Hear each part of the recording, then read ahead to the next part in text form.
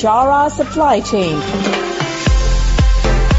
highlighting and showcasing solutions for the most complex challenges facing the industry in 21st century by our team of subject matter experts and mentors. Broadcasting every week, all year round, we will present the most up-to-date series of podcasts and webinars. Hello and welcome to another episode of Bicara Supply Chain. This is Nur Hadi, your host. I'm speaking now with Martin Kotula, Global Vice President and Head of Value Advisory for Spend Management based in Germany. Thanks for coming and welcome to Bicara Supply Chain, Martin.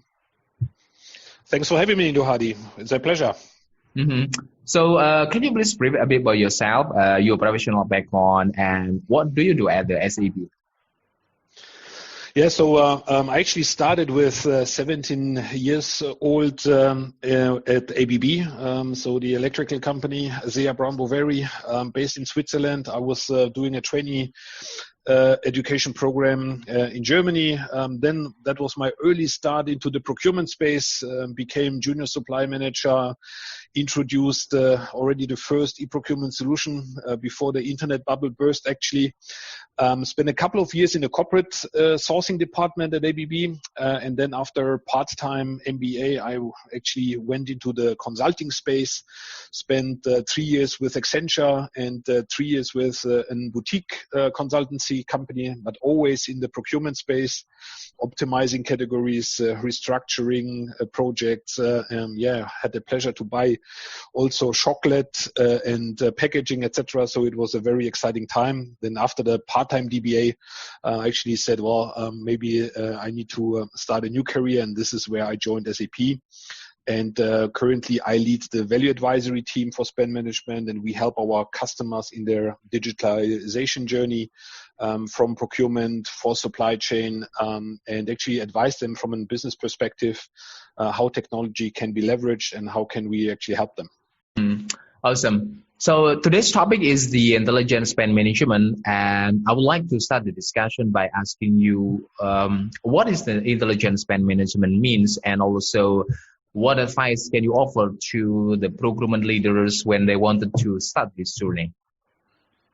Yeah, so we have currently, when we start and discuss with our customers, then we actually see that in many cases we have siloed organization and we have different processes, partially immature processes, a lot of manual process steps, a lot of phone calls, a lot of emails. So this is an observation where we still see that not necessarily procurement is talking to finance or accounts payable or to people in the production side.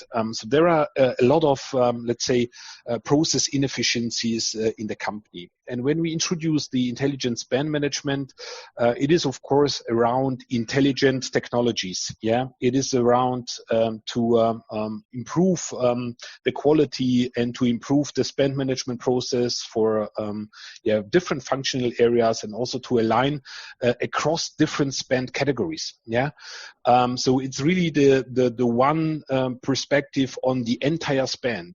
In many cases, you see that organizations focus on certain categories, they focus on certain processes, and not necessarily on the entire perspective.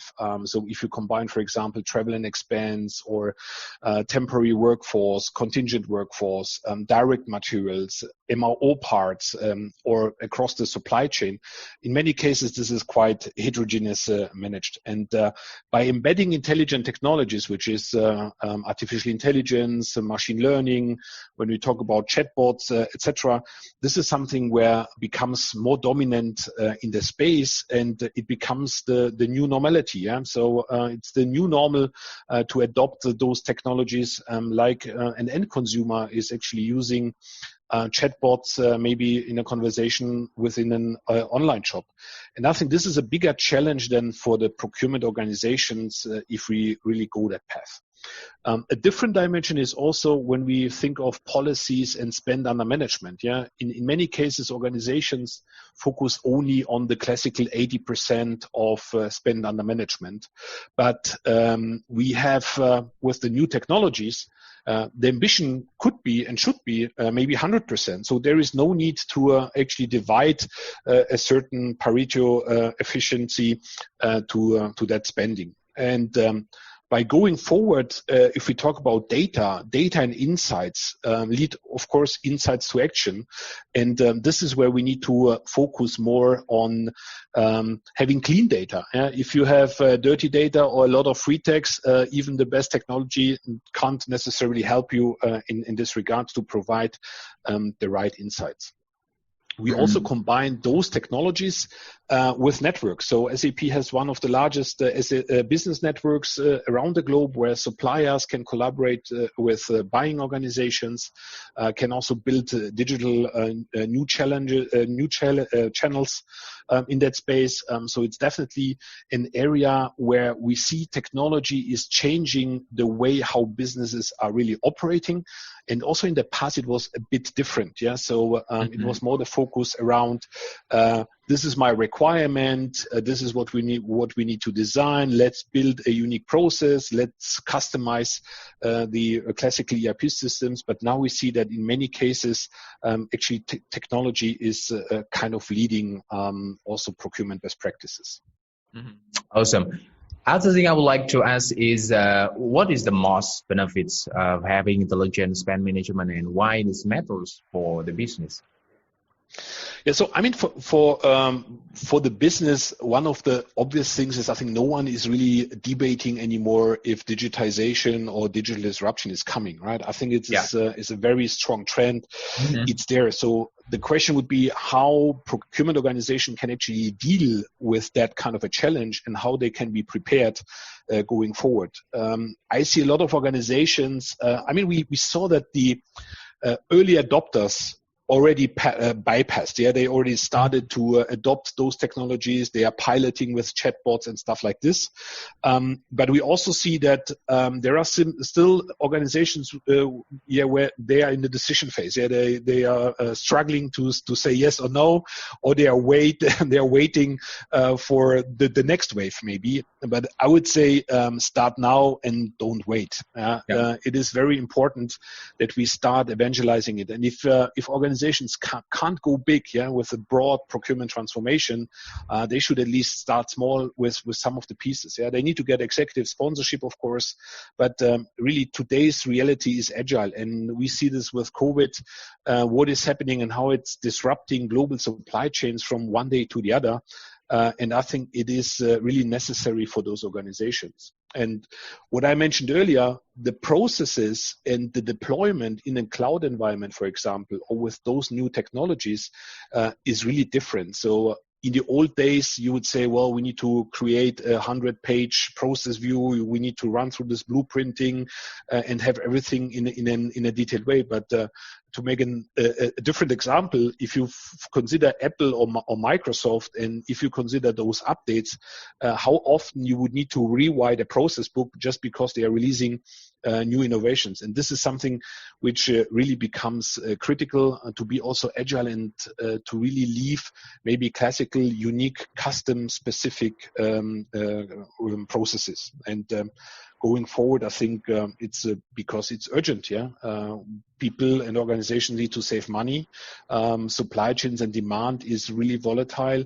We need to become more efficient, and also in some areas, we also need to make sure that we have appropriate compliance processes.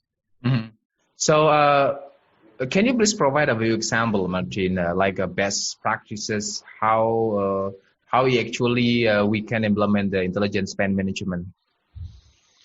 Yeah, so we see different perspectives. Yeah, so you have the sourcing area, you have contract management areas, supplier life cycle, risk management, transactional procurement, and then also the planning and forecasting space.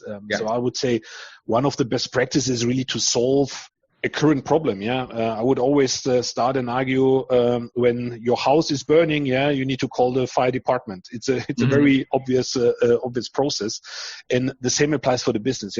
Let's focus on the core processes which needs to be changed, and then I think what is very new in the new world is that we focus on agile deployments. So in some cases, really to start with a certain problem, go very fast, show very fast results, and start small. I think the bigger transformation projects, which takes two to 4 years, I think that completely changed. And also to adopt best practices. Really following processes in the industry, following processes from the solution providers.